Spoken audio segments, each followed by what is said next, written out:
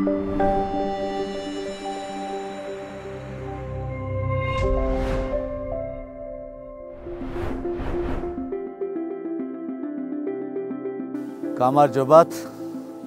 მე ვარ ჩობან ხუბანოვი, მიმგოფებით სოფელი ორმუღანლო, დავთესეთ ჩვენ აქა პარაკადან ხორბალი, ჩვენ შევიტანეთ 6-24 სასუსკი პარაკადან, ეხლა გაჩვენებ ფესვები და ეს არის სადაც არ არის შედანილი, უყურეთ როგორ შედეგი არის.